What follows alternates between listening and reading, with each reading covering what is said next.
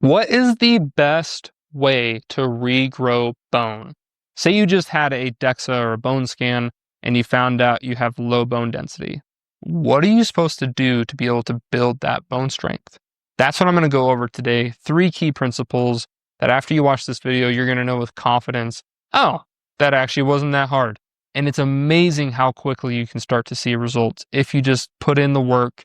That's what we're going to talk about today. But before we start, my name is Joe Sidaway. I'm a doctor of physical therapy. I actually help older adults live their best years on their own terms. So let's dive right in. The first thing you need to understand is that we need to lift heavy weights. The reason why is that your body responds to whatever stimulus you apply to your body. So that means if I do a lot of heavy weightlifting, our body is going to realize, oh my goodness, we are lifting heavy things. If we don't get stronger bones, they're going to break. And then it prioritizes the use of our nutrients to retain that calcium and to be able to build more bone. So we have to tell the body through our exercise by lifting heavy weights, I need more bone. Okay? That's the first thing you need to understand. So the second thing is to have an adequate amount of calcium and vitamin D. Now, when it comes to specifics, that is definitely a conversation for your physician based on your whatever medications, whatever your medical history is. But if you look at some generals, about 1,000 milligrams of calcium seems to be adequate.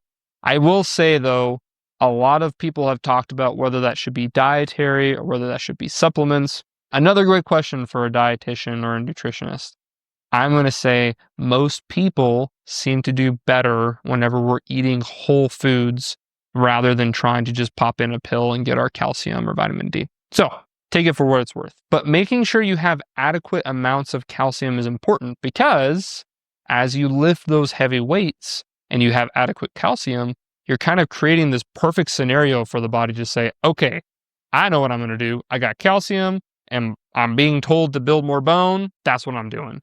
And that's your best recipe to be able to get stronger bones. The third thing is to load quickly on your bones. And this kind of plays into the one I just talked about lifting heavy.